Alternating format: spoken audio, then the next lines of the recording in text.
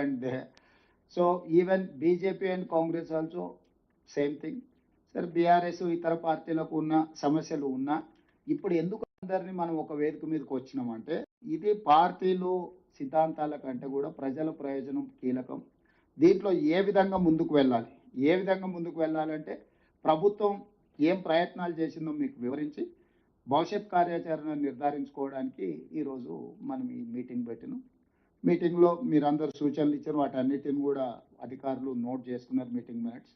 మీరు కొన్ని ప్రశ్నలు అంటే కొంత సమాచారాన్ని కూడా అడిగారు. డెఫినెట్గా మళ్ళీ మీకు ఆ సమాచారాన్ని ఇస్తాం. ఎందుకంటే ఇప్పుడు అక్రాస్ ద టేబుల్ అన్ని డీటెయిల్స్ కొంత చెప్పడానికి సమయం ఎక్కువ తీసుకుంటుంది కాబట్టి ఇప్పుడు రఘునందన్ రావు గారు 968 టీఎంసీలు గోదావరిలో ఎన్ని వాడుకున్నారు, ఎన్ని పెండింగ్ ఉన్నాయి, ఎన్ని అనుమతులు వచ్చినాయి, డికే అరుణ గారు ఎన్ని ప్రాజెక్టులు ముందుకెళ్ళినాయి, ఎన్ని ఉన్నాయని, అదేవిధంగా రవిచంద్ర గారు చాలా విషయాలు ప్రస్తావించారు.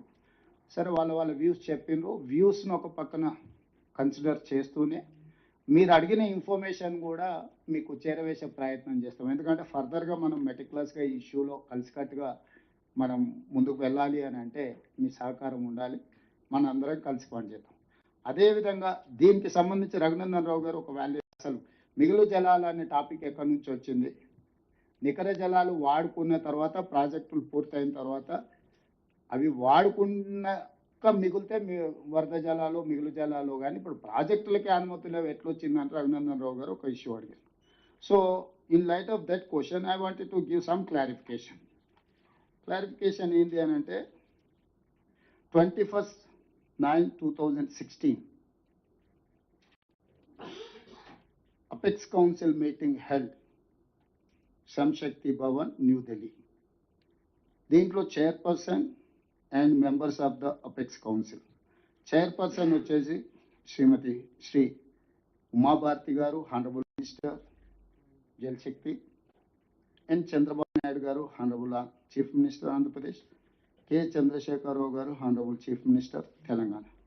తెలంగాణ రాష్ట్రం ఏర్పడ్డ తర్వాత 21/9/2016 నాడు కేంద్ర ప్రభుత్వం అపెక్స్ కౌన్సిల్ సమావేశాన్ని ఏర్పాటు చేసి ఉమాభారతి గారి అధ్యక్షతన ఇద్దరు ముఖ్యమంత్రులతో పాటు మినిస్ట్రీ అంటే తర్వాత ఆఫీసర్ సెంట్రల్ వాటర్ కమిషన్ నుంచి జిఎస్జా, అదేవిధంగా కృష్ణా రివర్ మేనేజ్మెంట్ బోర్డు, వీళ్ళందరూ కూడా అధికారులు, స్టేట్ ఆఫ్ ఆంధ్రప్రదేశ్ నుంచి దేవినేని ఉమామహేశ్వరరావు గారు ఇరిగేషన్ మినిస్టర్గా, స్టేట్ ఆఫ్ తెలంగాణ నుంచి శ్రీ టి హరీష్ రావు గారు హానరబుల్ ఇరిగేషన్ మినిస్టర్గా, మిగతా అధికారులు అందరూ కూడా ఈ సమావేశంలో పాల్గొన్నారు.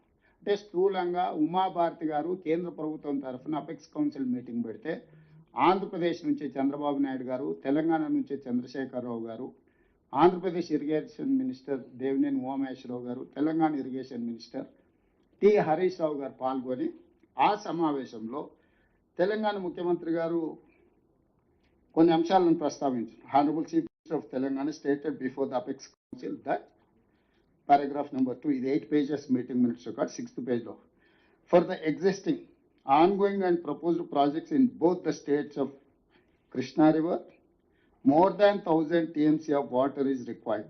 On the other hand, more than 3000 TMC is going waste into sea every year in Godavari River. Hence, he emphasized that as water is available, it has to be decided how best it can be utilized properly. He stressed the need for developing understanding between the two states by sitting together and amicably setting the issues. మొట్టమొదటిసారి గోదావరి నది మీద 3000 టీఎంసీలు సముద్రంలో కలుస్తున్నాయని పెద్దలు చంద్రశేఖరరావు గారు apex council మీటింగ్లో మొట్టమొదట ప్రస్తావించారు. అంటే ఇది కనిపెట్టింది 3000 టీఎంసీలు సముద్రంలో కలుస్తున్నాయని మొట్టమొదట కేంద్ర ప్రభుత్వం నిర్వహించిన అపెక్స్ కౌన్సిల్ మీటింగ్లో 3000 టీఎంసీలు సముద్రంలో కలుస్తున్నాయని కనిపెట్టింది చంద్రశేఖరరావు గారు. దీని తర్వాత వారు ఏమన్నారంటే మనం దీన్ని పెద్ద ఎత్తున ఎట్లా వినియోగించుకోవాలా, ఏ విధంగా ముందుకెళ్ళాలనేది కూడా మనం స్పష్టంగా నిర్ణయం తీసుకోవాలని వారు చెప్పారు. ఆ మీటింగ్లో తెలంగాణ రాష్ట్ర ఇరిగేషన్ మినిస్టర్ హరీష్ రావు గారు కూడా వారు పాల్గొన్నారు.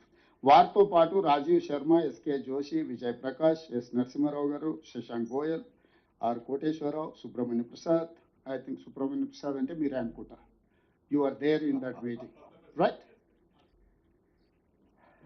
Are Venkataramana, Vijay Kumar, public relation officer కూడా, అంటే ప్రజలకు అందరికి వివరించడానికి mister Vijay Kumar public relation PRO garu కూడా ఈ సమావేశంలో తెలంగాణ తరఫున పాల్గొని నికరంగా 3000 టీఎంసీల నీళ్లు సముద్రంలో కలుస్తున్నాయని చేసిండ్రు. ఈ మీటింగ్ మినిట్స్ కాపీని ఇంపార్టెంట్ పొలిటికల్ పార్టీస్కి అన్నిటికి కూడా సర్క్యులేట్ చేయండి. ఎందుకంటే అసలు ఈ 3000 టీఎంసీ అనే బ్రహ్మ పదార్థం ఎక్కడ పుట్టింది అనేది ఫస్ట్ మనకు తెలియాలి. ఈ బ్రహ్మ పదార్థాన్ని ఏ విధంగా పంచుకోవాలనుకుంటున్నామని అది సెకండరీ. దాని తర్వాత 2016 తర్వాత దీని మీద పెద్దగా చర్చ జరగలేదు. సరే, మన ప్రాజెక్టులు మనం, వాళ్ళ ప్రాజెక్టులు వాళ్ళు, చిన్న చిన్న సమస్యలు, ఇది కొంత ముందుకు వెళ్ళింది. ఆ తర్వాత చంద్రబాబు నాయుడు గారికి వారికి ఏమేమి ఇష్యూస్ వచ్చినాయో ఆ తర్వాత అది అంతగా ముందుకు సాగలేదు. మళ్ళీ 2019లో 13th August 2019 రాయలసీమను రతలాసీమగా మారుస్తా చంద్రశేఖరరావు గారు, జగన్మోహన్ రెడ్డి గారు ఇద్దరు కలిసి 4 సార్లు సమావేశాన్ని ఏర్పాటు చేసింది. తెలంగాణ చీఫ్ మినిస్టర్ రెండోసారి చంద్రశేఖరరావు గారు అయిన తర్వాత, మొట్టమొదటిసారి జగన్మోహన్ రెడ్డి గారు ఆంధ్రప్రదేశ్ చీఫ్ మినిస్టర్ అయిన తర్వాత వాళ్ళిద్దరు కలిసి మాట్లాడుకొని కంప్లీట్గా గోదావరి జలాలను రాయలసీమకు తరలించాలనే దాని మీద పూర్తి స్థాయిలో చర్చలు చేశారు. 4 సమావేశాలలో కంప్లీట్గా దీన్ని ఏ విధంగా గోదావరి జలాలను రాయలసీమ వరకు, ఇప్పుడు ఏదైతే బంకంచెర్ల అనేది ఒక location, the fundamental idea is that Godavari basin water has to shift Krishna basin and Penna basin. This is the origin for this project. మొట్టమొదట 2016లో 3000 టీఎంసీల నీళ్లు వరద సముద్రంలోకి వెళ్తుందనే ఫస్ట్ పాయింట్.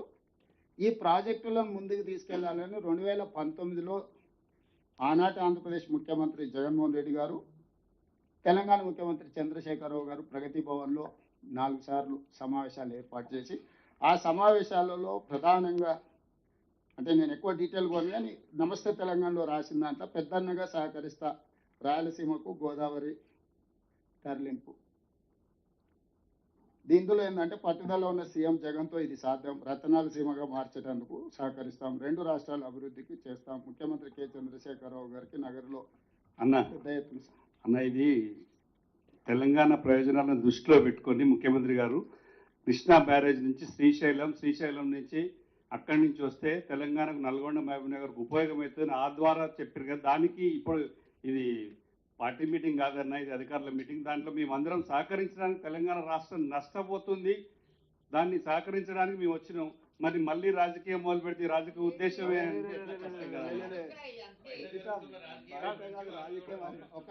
అన్న. ముఖ్యమంత్రి గారు మీరు చదివిన మీటింగ్ మినిట్స్ అన్ని ఒక్కసారి మళ్ళీ కావాలంటే రీట్రేక్ చేపిస్తా. మీరు ఎన్ని విషయాలు ప్రస్తావించి మేము సపోర్ట్ చేస్తున్నాం కదా సార్. ఇది నేను కౌంటర్ ఆర్గ్యుమెంట్ చేయడానికి చెప్పడం లేదు. దీని అంశాలను మీ ముందర పెడితే ఎట్లా ముందుకు వెళ్ళాలనే సూచన కోసమే ఇది. మీరు క్లియర్గా మీరు చదివిన మళ్ళీ ఒకసారి నాకు అభ్యంతరం లేదు, మీరు పేపర్ తెచ్చి చదివిండ్రు కదా, మీరు పూర్తి స్థాయిలో ఏ విధంగా కేంద్ర ప్రభుత్వాన్ని అప్పుడు మాట్లాడింది దయచేసి సార్ ఒక్క నిమిషం మీరు మధ్యలో మాట్లాడుకొని మీకు ఇచ్చిన అవకాశం, మీరు క్లియర్గా మాట్లాడినరు. మీరు క్లియర్గా కేంద్ర ప్రభుత్వం సహకరిస్తలేదు, తెలంగాణ ప్రభుత్వం పట్టించుకోవడం లేదు. కేవలం మమ్మల్ని మాత్రమే మా కేసీఆర్ గారు ఖచ్చితంగా ఒప్పుకున్నారు. దేనికి ఒప్పుకున్నారు? వయా కృష్ణా నది నుంచి శ్రీశైలం సాగర్ నుంచి తీసుకపోతే నల్గొండ జిల్లాకి, మహబూబ్నగర్ జిల్లా కూడా తెలంగాణ ప్రయోజనాలను దృష్టిలో పెట్టుకొని మాట్లాడిందే. దాని తప్ప ఇప్పుడు మళ్ళీ వేరే విధంగా మాట్లాడి చూపిస్తే సబ్జెక్ట్ డైవర్ట్ చేస్తే